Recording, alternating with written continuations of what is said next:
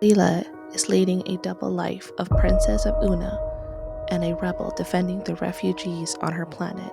She had been in the middle of a mission on behalf of the rebels, but the last memory that she had were the asteroids that hit the ship. Now she struggles to stay conscious and alert when she meets Callum Arun, second war general of the Terran Prelium. Hello, my name is Princess Lilla, and welcome to my spaceship. Good comments. Is everyone alright?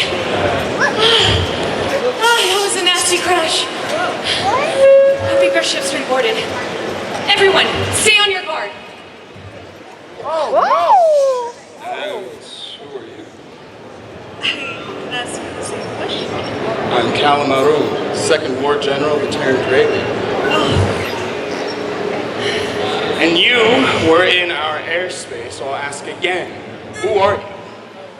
The brutes of the Seven Galaxies. Your reputation precedes you. Are you here to hurt these people on my ship? Hardly. I'm here to discover why you crashed into us. Oh, do you need backup to deal with me too? Stop. Why did your ship collide with ours? I hate to interrupt, but she looks like she's ready to kill over. Maybe we should get her back. No, I can assure you. Colonel T, at your service. I can assure you, Colonel T, that I am not going to keel over. Tap dead, Callum. Maybe we should interrogate one of these other lovely guests. Yes. You, Black Panther over there. Yes. Our collision with you was unintentional. I don't think that's true. I think you put your airship right in our path. You wanted to collide with us. You wanted us to board your ship. And who in their right mind would risk their life just to meet you? No, she could be telling the truth. It's gonna be one big coincidence. Thank you for your input, T. I'll ask one last time. What are you doing here? Well, these people and I, we're on a healing mission, right guys? Yes, we're on a healing mission. Woo! We're headed to Una. Look, I have documentation to prove it. I'll take a look at that. Well, you're a healer? Well, I don't know. It wasn't very convincing. You don't look like a healer. Here's the royal seal of approval. All is well. All is not well. You know what I think, healer Leah? I think you and your crew here are a bunch of spies. Nope. You leave me no choice but to interrogate you and the rest of these healers. Look, I didn't know you were coming, okay? I don't know who you are, and I don't care. And how dare you speak of me being a spy? I am a healer. Get that to your thick head. We should really get her to medical. That way you can find out. Exactly why she's here. I'm not letting you go, healer Leah. Ow! All is well, ladies and gentlemen. All is well. Callum's bite is not as loud as his bark, so don't even worry about that. All is well. All is well. Carry on. Carry on. Yes. My name has been Colonel T. Welcome to Terran.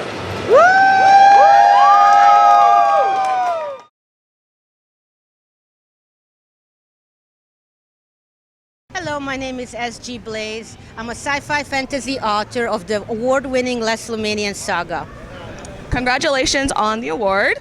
Can you describe a little bit of the award that was given to you for the book? Thank you so much. The first book won the Chanticleer International Book Award Grand Prize in the sci-fi or Cygnus category. Congratulations. What an honor. So from what I learned about your background is that you were from Hungary, and that you came to SoCal, and that you had limited exposure to Hollywood. So from reading the book, there's I could sense a lot of influences in this book. Do you want to share what kind of influences that readers might glean from reading it? Absolutely. As you mentioned, I grew up during the second half of Soviet oppression, and Hollywood movies were largely forbidden. And my dad smuggled them in because he wanted us to experience the magic inherent in those stories. So I got to watch Star Wars, Indiana Jones, Terminator, you name it, right? And he used his voice to dub the movies. He translated from English to Hungarian, and we had movie night every Sunday or Saturday. Of course, very secret because we were not supposed to say it. Because, he could have gotten into very big trouble, and that created that imagination and love of the sci-fi genre that I'm so glad to share with my readers. So of all the movies that he smuggled and showed it to you, did any of them stand out the most? Was there a movie that you're like, wow, I really love this story? Any of them really pop up in your memory? Oh, it definitely was Star Wars. Star Wars? It just was something I couldn't have imagined. Space travel, aliens, fight, Jedis. It was anything and everything that my brain went, whoa! And I couldn't stop soaking it in, and the story stayed with me, when we waited between the movies. And of course, I didn't understand a lot. It's a very complex story at the time, and I was like, okay, I'm gonna keep watching it, but it just stays with you, And every story has a lore, has a background. So I think if I heard correctly, this story came from a road trip that you had. You want to share a little bit about that one? You definitely heard it correctly. It was a 2012 cross-country road trip through Europe, and I believe I was in Austria when I woke up jet-lagged, and I wrote down this story on my phone. It's pitch dark, everyone's sleeping, and I'm typing it away, with one finger. And that was the core of the story, and I spent 6 years developing it. Nice. Now, in the book, there's a lot of stuff going on. So can you kind of share with us, where did the world of Lumenian and the pirate history, where was that coming from? Was it from your dream, or was it from other inspirations? That's a great question. A lot of inspiration was from the dream itself, but also from that time, the political atmosphere. And I noticed, we had that news. I think Angelina Jolie went to a refugee camp. And I remember she was talking about the no man's land, how they have no home, and that was very striking. And the second one is about what to do with your past. Can you erase it? Are you changing it? And all of these became this theme that I wanted my main hero to explore and see how she deals with it. And then, like you mentioned, there's a lot of emphasis on the refugees that she's trying to save. So after reading the book, what about the people of the world? Because you talk about the aristocracy, the Maha, I can't pronounce it very well. The Maha, and then the refugees. But are there regular people on her planet? Are they okay? They are definitely okay. They are regular people. And one of the biggest importance was to me is to create an underdog hero. But how do you make a princess underdog? Is to create a patriarchal society. I don't know if it sounds familiar, where, she's not allowed to deal with the politics. So yes, she's a princess, but she's not powerful. And I wanted her to see how she's going to deal with it. Is she going to fight it? Of course, she's going to rebel against it. How's gonna that end? Why is she rebelling? And of course, the refugees was the start, but then she realized there are more people, more innocents who need saving. And then it's just kind of pulling away from the story and just for your writer's journey itself. Everybody goes, I want to write a book, but then they don't keep going at it. So for you, how was it that you went from, I want to write a book, and you kept going at it? So can you share your journey for that one? Absolutely. I hesitated one whole year.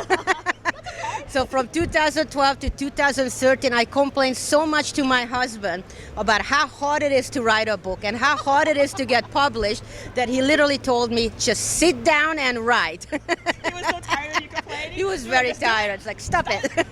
And that was the best advice, because once I did that, I couldn't stop. The floodgates opened. And the story just kept pouring out of me. It was meant to be, and I never stopped writing ever since. So now for writers, they kind of have a description how they write. Were you someone who planned everything, or were you just writing as you go along? I actually did both. I tried the Pantser, and I got lost. Very frustrating. And then I realized, for me, plotting 3-4 months before I write was very helpful. That allowed me to write the book in 30 days.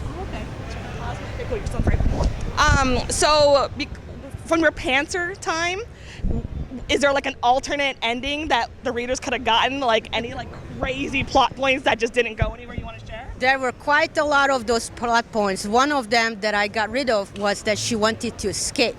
Ah! And so that got deleted because it just didn't go anywhere.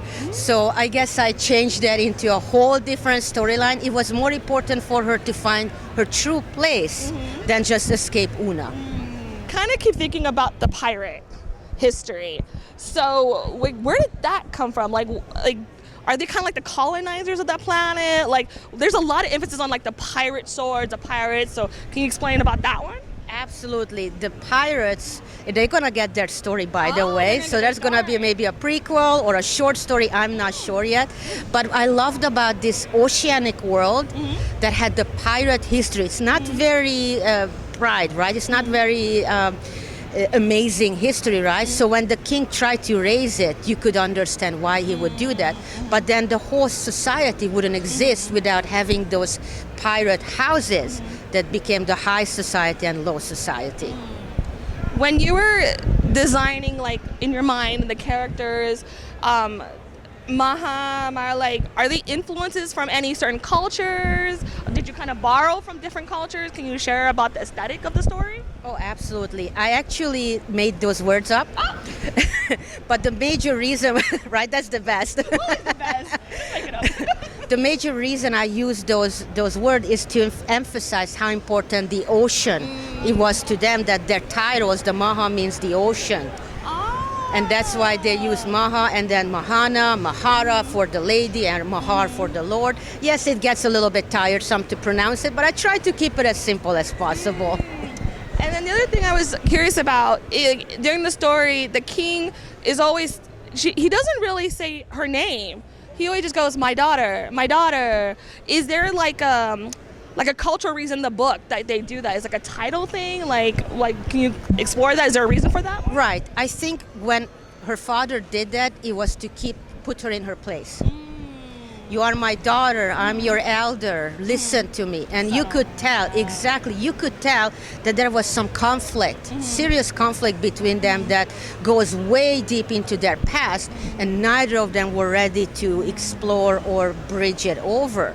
In book 2, I'm happy to report, you'll get to see some kind of conclusion to their history, which is very important. Because I'm wondering if everybody's okay at the second book right now, because the first book ends. It ends. There's a lot that's happening right there. I can't spell it out. And I think you put a lot of jokes in the book, and I think the one that stands out to me is that Lilla, for someone who lives by the ocean, does not like seafood. Where was that like a personal joke that you had to put it in? It is very personal. I don't like seafood. So you wrote it. So I wrote it in there, and then now she doesn't like seafood. So you're gonna find a lot of these little jokes in there that's on my expense. My friends love pointing it out, like, that's so you. I'm like, I know. And it's not always on purpose. Did you actually take any trips to the ocean for more inspirations or anything? I did. I went to La Jolla and I dipped my toe in there and I was done because I can't swim. So this isn't really giving anything away, but my other thing I really liked are the creatures. So how do the creatures in Glenna's lab not hurt each other? What power does she have? Glenna definitely has power with the animals that you get to see in book 4, and she just loves healing them, and they sense that inherent kindness in her. Oh, she's a fun character. She's one of my favorites. Is there like a type of audience that you were thinking of when you were writing it? Like, were you writing it with the idea of this kind of person, or what kind of reader do you think would enjoy reading these books? I definitely wrote to readers like myself who enjoy Star Wars, who enjoy The Lord of the Rings and Princess Bride, who wants to have a quick cinematic story with rich world building, diverse characters, and I was hoping they would enjoy this story as well. Of course, I always say PG-13, PG-14. There are some scenes in there, action scenes, but I kept it kissing only, okay? Kissing only. No chili peppers. Oh, no chili peppers. Oh, I like that. No chili peppers. Okay. All right. So it it's pretty fun. I think it's a good introduction for a lot of people into the genre. And you're also one of the few authors that I know that have a live performance associated with this. Can you talk about like how you got involved getting the actors to come in? Like I think it's amazing. I have the great fortune and pleasure to work with XLE, and with the help of Chad, the Mad Hatter, who is a costume designer and creator, were helping us to find these amazing character actors who took scenes from the book to reenact it, so everyone get to see them come alive in front of their eyes. Isn't that amazing? And did you have a lot of say into the costume designs? Are there elements that you're like, this person has to have this person has to have that? I get to say that this team were so authentic and true to the world building that it means a lot to me. Now I'm just kind of curious, has this book been translated in Hungary or anything? Like, do you have any Hungary fans that might be reading it? I have a lot of Hungarian friends, most of them my family. And no, we haven't translated, but it's in the works. One day I definitely would love to translate. My mom's biggest complaint is that she doesn't understand the story. She can read in English, so we're working on it. Able to go back or anything and like share your book and like conventions and I stuff? haven't gone back, but it's safe to go back now. Okay, cool. All right, I just want And to I ask hope first. one day I will have a book festival there. It would be such a pleasure. But first, we have to conquer America. Conquer America. Quotation mark. I hope you're not going to use any magical powers to influence us. cannot Or tell you maybe about you it. have. I don't know. For yourself as an author, what has been the most fun and satisfying thing so far in your writer's journey? I have to say it's meeting with the fans. When I see their eyes go wide and their smile and they love the experience of being here, coming back and seeing this grow, starting from a table to this booth, it's just such a pleasure, and I am so grateful every one of my readers and fans. And then now, for those who are like hardcore fans, they've been reading it for a while, any fun little Easter eggs or like little jokes that you want to share for them to pay attention to? I have so many Easter eggs. There are clues for the upcoming books, and there are clues for the upcoming series, which is going to be 9 books, and then there's going to be a 7th book right after that. So I'm going to be writing on my deathbed. Are you just writing by hand, computer? Do you have a post-it board? Like, do you have a whole control room? I have a control room and it's all digital. I have to type it because my thoughts are too fast for trying to write it down. And so now what does your husband say right now about your writing? He's like, good? Don't stop. He's ready for the movie adaptation. And then for those who are curious about the book and don't know too much about the series, what would you like to share to them to encourage them to check out The Last Lumenian? I would like to encourage them, when you love sci-fi, you like the mix of magic with technology, when you enjoy space travel, quirky and humorous characters who are also diverse, rich world building, page-turner, fast action story, then this is yours. So there's quite a lot to choose from. Yes. Right there. So I think you got quite a lot. Well, thank you so much for taking the time to talk. And you guys check out The Last Lumenian. I might not be the last Lumenian. I don't know.